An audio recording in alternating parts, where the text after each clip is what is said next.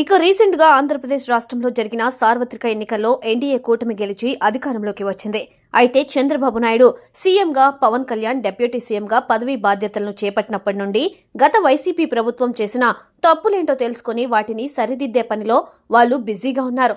ఇక ఇలాంటి క్రమంలోనే ఎలక్షన్స్ కు ముందు చాలా రకాల మాటలను మాట్లాడుతూ చంద్రబాబు నాయుడు, పవన్ కళ్యాణ్లపైన అనుచిత వ్యాఖ్యలు చేసిన చాలా మంది ప్రస్తుతం అజ్ఞాతంలోకి వెళ్లిపోయారు.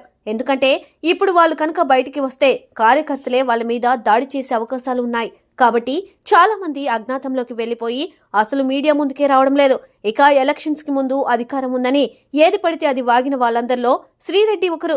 నిజానికి శ్రీరెడ్డికి, పవన్ కళ్యాణ్ కి అసలు ఎలాంటి సంబంధం లేకపోయినా కూడా ఆమె వైసీపీ పార్టీ అధినేత అయిన జగన్ కి ఫేవర్ గా మారి పవన్ కళ్యాణ్ పైన దారుణమైన విమర్శలు చేసిందే.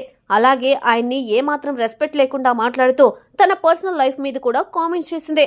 ఇక ఇదంతా చూస్తూ కూర్చున్న ఆయన అభిమానులు గాని, పార్టీ కార్యకర్తలు గాని ఏమీ చేయలేక కామ్గా ఉన్నారు. దానికి కారణం పవన్ కళ్యాణ్ అనే చెప్పాలి.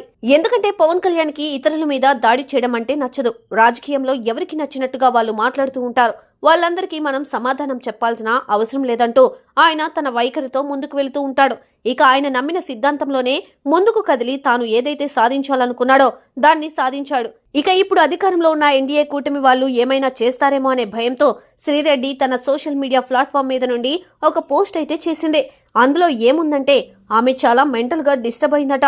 ఇక తనని ఆ భద్రకాళి అమ్మవారు సేవ్ చేయాలని, ఇక ప్రస్తుతం ఉన్న సిచ్యువేషన్స్ లో ఆమెకు సూసైడ్ చేసుకునే విధంగా ఆలోచనలు వస్తున్నాయట.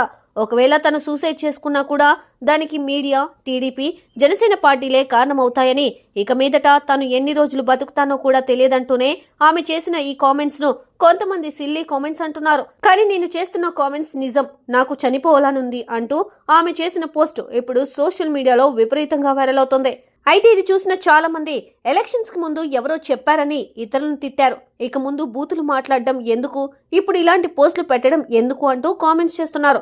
ఇక శ్రీరెడ్డి కామెంట్స్ పైన మరికొంతమంది స్పందిస్తూ ఆమె ఎవరినో బెదిరించడానికి అలాంటి పోస్ట్ చేస్తుందే తప్ప అది జెన్యూన్ గా అనిపించడం లేదంటూ కామెంట్స్ చేస్తున్నారు.